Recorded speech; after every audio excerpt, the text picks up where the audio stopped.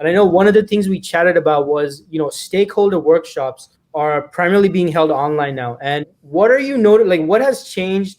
I mean, from how things were done in terms of the stakeholder workshops prior to COVID, as well as right now. Like, what are you noticing? So, I mean, the biggest change, as we all already know, and I think that's been talked about endlessly, is the fact that everything is online now. But what that specifically means for business analysts now is that our jobs have gotten a little bit harder because of the fact that when we used to do things live, you had a lot of benefit being live with people when you're running your workshops.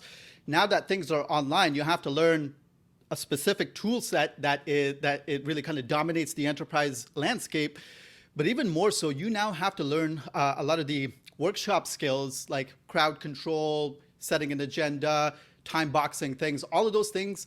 Now doing those things online is really like almost another skill set that now you're having to build on top of the skills that you had for doing workshops in person. And so from a business analyst perspective, that is the single biggest major new skill that I think everybody has to learn, right? Outside of, doing requirements, specifications, SQL, all of that good stuff aside, Yeah. if you are looking to figure out how to operate in the new landscape that we're up against, making sure that you learn to run your workshops in a virtual environment, that's the single focus that you should be putting all of your time towards right now. And also, I see that things moving forward, if a lot of companies start to work from home permanently or even more often, that's going to be a skill that's going to be sticking around. So it's definitely worth investing in. Okay, gotcha. In your experiences doing these workshops over, virtually, Zoom or whatever platform that's being used, what are your observations in terms of some potential challenges or specific challenges that one might face when conducting these workshops virtually? First biggest challenge is tech by far. So when you're in a in-person workshop, you have some tech to work with. And even if that tech breaks down, you can continue your workshop without, major disruptions a lot of times, right? Projector doesn't work, you can pull up a TV screen or everybody can huddle around a screen and see what's going on, rely on the handouts. If your tech breaks down in a virtual workshop, especially if it's your streaming service, it's game over for that workshop. You've basically wasted a lot of people's time and a lot of people's attention. And so challenge number one is that make sure you get your tech in order, right? Make sure you learn how to use the tools. As simple as it may seem, it is probably the single biggest factor that affects the fluidity of running a workshop like that. So I would say tech is number one.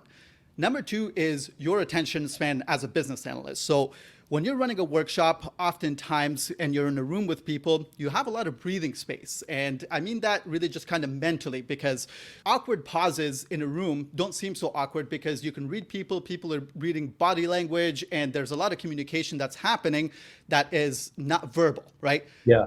In a online workshop, things are very different. It's very much like radio. You can have almost no dead air at all. And so what that tends to do is that now you have to make sure that you have a lot more mental stamina to be able to run the same 1 hour workshop. It's going to take a lot more mental stamina because you don't want to have a lot of dead air where nobody's really speaking about things and there isn't much momentum in the actual workshop itself, because that dead air is basically one of the things where that starts people gets people down the path of not really paying attention to you very much. So keeping that momentum up now has become much more difficult when everything is online, right? So I would say that those are the two biggest challenges.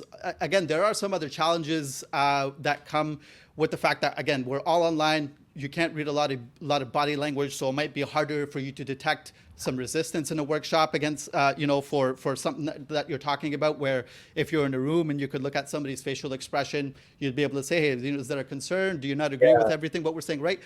A lot of that stuff is completely lost, and I don't think we can underestimate the effect that it has on an analyst's ability to run a workshop, because I'll tell you, the number of workshops that I just ran in the last 6 months, that to me, I'd done online workshops before, supplemented with in-person workshops. But the workshops that all of my workshops are now online, and many people don't turn on their cameras. So now it's a very different type of conversation. So make sure that you can find opportunities to practice that if you possibly can. Be able to run those workshops, share your screen. And I would say that the one last thing that you want to kind of practice a little bit here is to make sure that you can start to respond in real time to the concerns and the questions that kind of come up, right? When you're online and somebody throws out a question, a lot of times you might not have enough time to think it through, write it down, just kind of make an expression to say, hey, I'm thinking about it a little bit. You have to get a little bit better at responding in real time. So it's putting a lot more pressure on analysts to be able to do the work, but that is the fact that we're up against right now.